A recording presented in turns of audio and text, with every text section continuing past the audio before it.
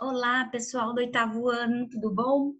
Então, a aula de eletiva essa semana, a gente vai continuar ainda, né, com a proposta a gente conhecer, né, a história da arte brasileira, né, alguns artistas brasileiros, que a gente normalmente não tem acesso, né? Lembrem-se que a temática da nossa eletiva é arte brasileira na prática, né? A gente traz esse tema, né? Eu proponho esse tema para vocês, para a gente repensar que a gente também pode ser artistas, né? A gente pode expressar também nossos sentimentos de raiva, de indignação na sociedade, de pensar, por exemplo, sobre uma aula de história ou de geografia, de português, né? Quando a gente lê textos sobre crítica e tal, e por que a gente não pode expressar essa indignação ou algo que a gente achou curioso artisticamente falando, né? Essa semana, né, eu já apresentei para vocês a Tarsila do Amaral, que é uma das artistas talvez acho que mais conhecidas no Brasil, né? O Cândido Portinari.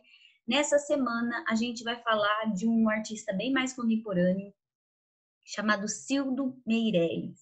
O Cildo ele é tão contemporâneo, pessoal, que ele ainda está vivinho da vida, né? Ele nasceu na cidade do Rio de Janeiro. Eu vou passar aqui para vocês, né, um materialzinho para apresentar a obra do Cildo, né? E apesar de ele ser um artista pouco, às vezes pouco até conhecido dentro do Brasil, ele é um artista mundialmente famoso, principalmente por fazer obras, né, que criticam o momento de ditadura militar civil no Brasil, né, que aconteceu em 64 até 84, tá? A 84, 85. O que tipo, ele vai fazer também? Ele se destaca também por ter uma obra de crítica social moderna, né, sobre o cotidiano nosso mesmo, né? Muitas vezes a gente dá muito mais valor ao produto exterior do que ao nosso produto brasileiro. Ele vai fazer muito essa crítica. Então, eu vou passar esse materialzinho aqui para vocês, né? Vamos lá, né? Aqui é a aberturazinha sempre, né? Nossa, da arte brasileira na prática, na proposta. Quem que é o Cildo? O Cildo é este velhinho aqui, ó, gente, aqui, ó. Esse é o Cildo.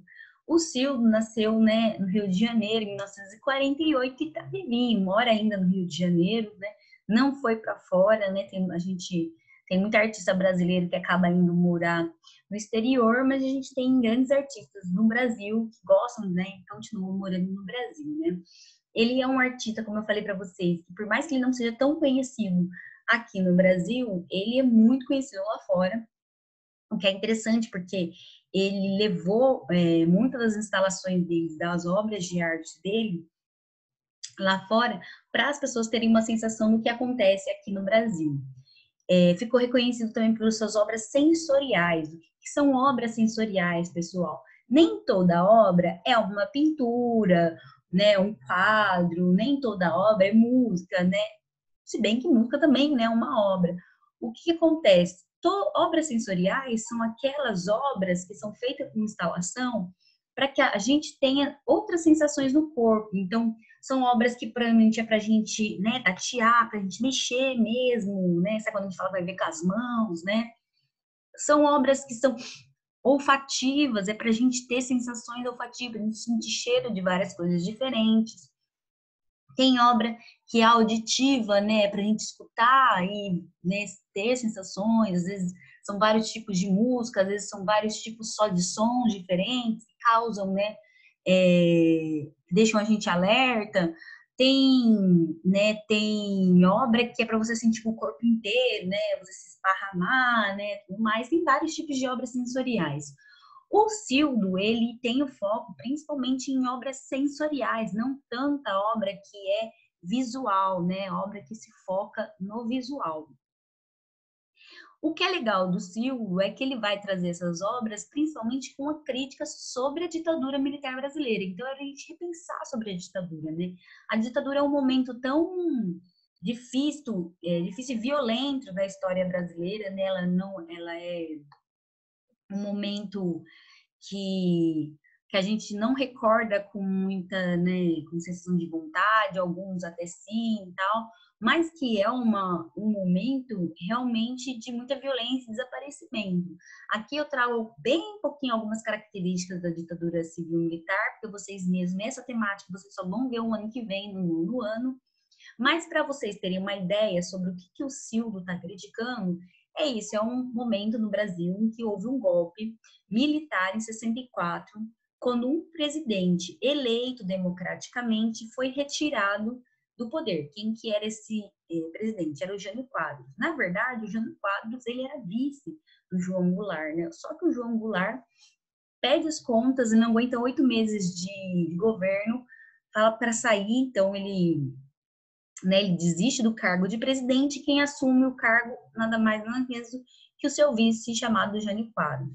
O Jânio Quadros, ele tinha um pensamento voltado mais para socialista, né? Ele não era vinculado a nenhum partido realmente, né, socialista, assim como comunista nem nada, só que o Jânio Quadros tinha essa vontade com propostas que eram um pouco mais socialistas, como, por exemplo, reformas na base. O que são reformas de base, gente? Quando a gente fala reformas de base, a gente está querendo mudar algumas coisas, principalmente na estrutura social, política, econômica do país. Então, ele propôs o quê? Fazer mudanças na política da administração, fazer mudança, fazer reforma no campo fiscal, por exemplo. O que é o campo fiscal? É o campo de impostos. Pagar mais imposto sobre isso, pagar menos imposto sobre isso, né? Mas o que pesou mesmo sobre a política dele é que ele propunha fazer certas reformas na agricultura, ou seja, reformas agrárias. O que é uma reforma agrária? Isso vocês já aprenderam, que eu sei, no sexto ano. Reforma agrária, pessoal, é quando propõe-se fazer uma divisão das terras produtivas com uma melhor divisão, né? O que acontece no Brasil atualmente, sempre aconteceu no Brasil? Há pouquíssimas pessoas que têm muita terra, mas não é uma pouquinha assim, terrinha, não, gente, não é tipo uns metros quadrados de casa, não, é tipo né, terras gigantes, que normalmente pertencem a uma pessoa, né? As propostas normalmente de reforma agrária é que isso seja melhor distribuído entre a população, né? Que mais gente tenha a possibilidade de ter sua própria propriedade privada ou um pedaço de terra, mesmo que seja coletivo, tá? O que acontece? Essas propostas, ao ver dos militares, né, e da direita extrema no Brasil, é vista como uma inserção do comunismo no Brasil. E por isso que os militares tomam a medida de dar um golpe, dizendo para a gente não se transformar, né, na Rússia, na União Soviética, né? Apesar de não ter sido essa proposta, e eu duvido muito que a gente consiga chegar a isso. Esse período ele é um período grande de tensão, né, política e violência, porque numa ditadura, o que acontece? Numa ditadura normalmente tem censura, né, da mídia, do jornalismo, das pessoas. Normalmente, na ditadura não se possibilita a oposição política, né? Numa ditadura, ou é uma pessoa na liderança ou um grupo político. No caso, no Brasil, nesse momento, vai ser um grupo político. Não tem uma eleição democrática, se tira o direito das pessoas de votarem, né? Por quê? Porque a justificativa é que essas pessoas não estão sabendo votar nesse momento. Você vai tirar o direito delas de votar, que é um dos direitos constitucionais, né? O que acontece também? Milhares de pessoas que vão resistir à ditadura vão se tornar vítimas dessa ditadura, né? Um caso de uma das vítimas, duas, né? Por exemplo, as vítimas são a jornalista Miriam Leitão, né? Que foi torturada, e a ex-presidenta Dilma também foi torturada dentro das prisões, né, da ditadura. Muitas dessas pessoas, elas sumiram, elas desapareceram, né? Os militares desapareceram com elas, então elas se tornaram vítimas da ditadura. Até hoje está se procurando muitas dessas vítimas, mas muitas sumiram, não dá como sumidas, porque ou alguma dessas vítimas, muitas delas foram encontradas em ossadas em valas comuns. Então, para mostrar para vocês como é um período realmente de muita violência, né? É um período em que a gente tem que se lembrar do problema que era, assim, né? Não existia democracia nesse momento. né? Então, fazendo crítica a isso, o Silvio vai propor algumas obras dele que fazem crítica a esse período da ditadura, porque ele também vivenciou, né, já que estava no Brasil. Uma dessas obras é essa instalação chamada Tiradentes, Totem, Monumento ao Preso Político.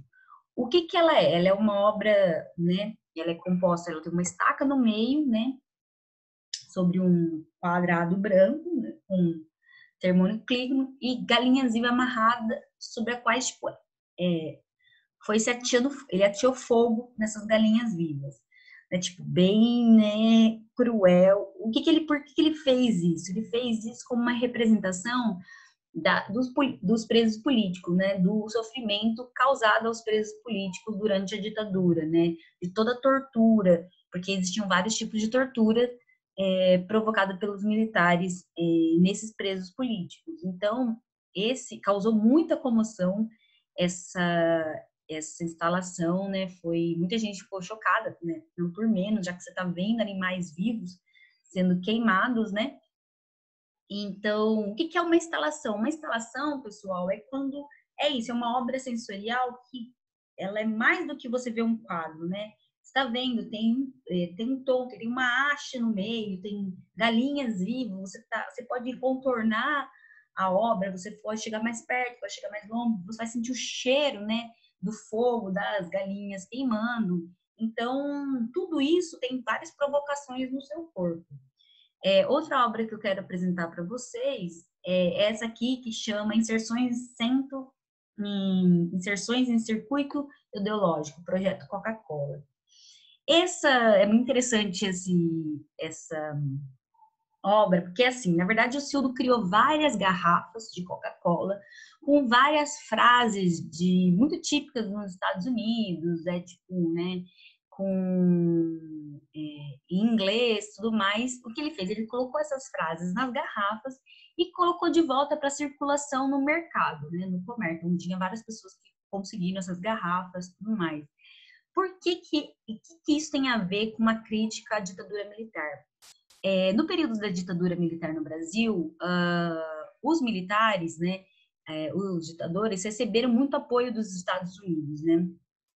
Tem uma vasta documentação falando sobre isso, de que os americanos se aproveitaram deste momento de fragilidade política no Brasil para se inserir no mercado brasileiro, né? Tipo, trazer o mercado estadunidense para o Brasil, né?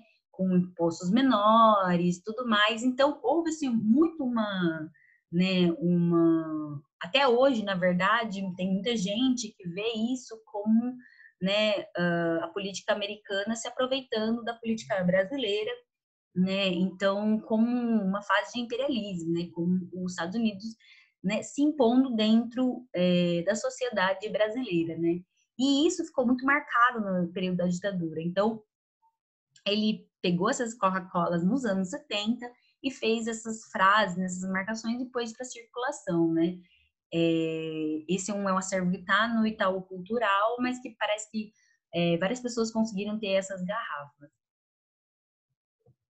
Esse aqui, eu adoro, pessoal, esta obra aqui. Gente, essa obra de arte, na verdade, é uma instalação que ela tá no Museu Inhotim, lá em Minas Gerais, que, por sinal, é uma das cidades que sofreram com a quebra da barragem, né? Inhotim mesmo é a cidade que sofreu. Infelizmente, pegou a cidade, uma parte da cidade, não chegou a pegar o museu, que é um museu a céu aberto, ou seja, é um museu aberto, não um museu fechado. Ele é um grande parque com várias instalações. Essa obra aqui, ela é uma sala em que você entra e tudo nela é em vermelho, né? Não se sabe realmente a data quando ele fez a primeira obra, mas ela existe até hoje nesse museu. Ela se chama Desvio para o Vermelho, Impregnação, 1967 a 1984, né? Por que essa data, né? Essa data marca 1967, principalmente pelos primeiros atos institucionais. O que são atos institucionais? Atos institucionais são leis que estão além da Constituição e que elas servem para aquele momento. Os atos institucionais, no período da ditadura, foram atos extremamente violentos, atos extremamente antidemocráticos, principalmente o ato institucional 5, que foi o ato em que não que marcava a possibilidade de censura direta da mídia, né? As pessoas não podiam falar livremente o que elas queriam, não podiam fazer nenhuma crítica ao governo. É quando se deixa mais forte, mais pesada a violência no Brasil, que começa em 67 com o governo do Médici. E então ele coloca, né, exatamente essa data, 67, 1964, é quando realmente começa a ter muitos desaparecidos, né, e corpos começam a aparecer muitos, isso muita gente sumir, né, que são essas vítimas da ditadura. Então, o que ele quer se fazer pensar sobre isso, né? É tipo, quando você entra na sala, eu estou falando de experiência própria, quando você entra na sala, você se sente sufocado, né? É tudo muito vermelho. E você sabendo do que se trata a obra, você pensa que tudo aquilo ali, tipo, realmente faz referência a sangue, a tortura, né? É um choque, você entra na sala, você fica meio chocado. Então, essa obra é uma obra muito legal, tá? Você pode andar, você pode mexer, pode ficar bastante tempo dentro da sala, quanto você quiser, e você vai mexendo. E por último, pessoal, eu queria apresentar essa obra dele aqui, que é uma obra com crítica à política e à sociedade brasileira, né? A gente sabe que, por exemplo, quando a gente mexe no dinheirinho, nas nossas notas, normalmente, agora, né, a nota do real tem animais brasileiros da fauna brasileira, né? Mas por muito tempo, o dinheiro e as notas no Brasil eram personagens históricos no Brasil, como da literatura, políticos, né? Sempre apresentados, né, na nota fazendo referência à história brasileira, são personalidades da história brasileira. O que acontece? O Silvio, ele faz uma nota de cruzeiro, que é essa nota que circulava realmente nos anos 70, que é esse cruzeiro aqui, e que ele faz uma nota muito parecida, ele faz uma réplica super parecida, só que ao invés de ter esses personagens, né, tipo, como, como eu falei, Machado de Assis, como, sei lá, podia ter Getúlio Vargas, já teve, né, Getúlio Vargas numa das notas, o Cildo substitui, né, essas personalidades por exemplo, um indígena ou por um paciente de hospital psiquiátrico. Por que, né, ele vai fazer isso? Ele vai fazer isso porque realmente tira do lugar de homenagem, de estátua, aquele herói nacional, aquele político, né, que fez, e coloca pessoas que realmente, talvez, fazem parte também da nossa história e que são marginalizadas, são esquecidas, como um indígena, ou, por exemplo, como um paciente de um hospital psiquiátrico. Por que o paciente do hospital psiquiátrico? Né? Indígenas, talvez a gente até pense logo por que, né, colocar, fazer essa homenagem, de certa forma, ao indígena. Mas por que um paciente de hospital? O Brasil, até os anos 80, mais ou menos, na verdade até quase os 90, o Brasil tinha vários hospitais psiquiátricos no país, em que foi descoberto que todo tipo de pessoas eram internadas e que havia um grande massacre delas, né? É, elas faziam lobotomia, que é você fazer um corte, uma cirurgia no cérebro, né, e que a pessoa fica praticamente em processo de vegetativo, né, a pessoa não tem mais sentido, ela não consegue pensar mais. Existia tortura dentro desses hospitais psiquiátricos, existiam, tipo, passando fome, famílias deixavam lá quando não queriam, muitas vezes, cuidado, né, vários tipo de deficiência era enviada a esses hospitais psiquiátricos, como síndrome de Down, ou esquizofrenia, ou quem tinha deficiência intelectual, né, por paralisia infantil e tudo mais. Todos os tipos de pessoas eram colocadas e era um estado muito crítico esses hospitais no Brasil, né. Houve a intervenção, né, depois dos anos 90, um movimento chamado antimanicômio, que é um movimento da medicina contra esse tipo de hospitais, né? Que realmente causava enorme sofrimento e tortura a essas pessoas. Tanto que tem um livro chamado Holocausto no Brasil, que é o Holocausto. O Holocausto, para quem nunca ouviu falar, é quando houve aquela dizimação de milhões de judeus na Segunda Guerra Mundial, né? Quando os judeus eram enviados aos campos de extermínios e mortos em massa por fuzilamento, dentro da câmara de gás, por trabalho forçado. Então, quando o autor faz referência a esse holocausto brasileiro, então, quando essas pessoas são mortas em massas dentro dos hospitais psiquiátricos no Brasil. Tá? Então, é esse tipo de crítica que o Sildo faz nessas notas do Cruzeiro, que é o dinheiro dos anos 70 aqui no Brasil. Pessoal, vamos lá.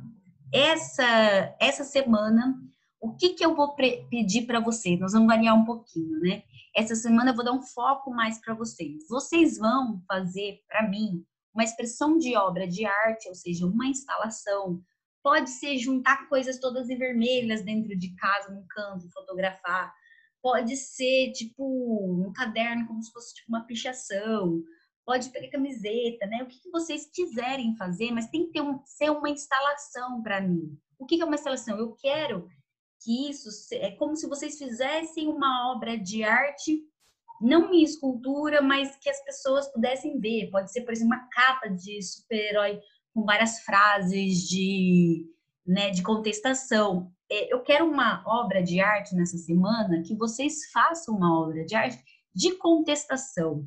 Né? O que vocês criticariam na sociedade brasileira agora no momento? O que vocês acham de errado, por exemplo, né? Que vocês estão com raiva, principalmente agora no momento de pandemia. Qual é que ideia que vocês pretendem fazer, né? Então, como por exemplo o Sildo fez, né? É uma obra de certa forma simples, mas muito emblemática, né? Ele juntou todas as coisas vermelhas dentro de uma sala, né? Representando isso. Então, eu quero que vocês façam essa obra, uma instalação. Então, ela tem que ser tipo em 3D, não pode ser em desenho, gente. Tem que, né? Fazer, junta material, né? Faz uma crítica, né? Pega boneca, o que vocês quiserem. E ele tem que ter um nome, essa obra. Esse nome é fazer referência a essa crítica que vocês querem fazer, uma crítica social. Ok, pessoal? Fotografem e me enviem, né, no WhatsApp, né, que vocês têm meu número lá. E eu tô esperando pelas atividades de vocês. Beijo, tchau, gente. Até a próxima aula.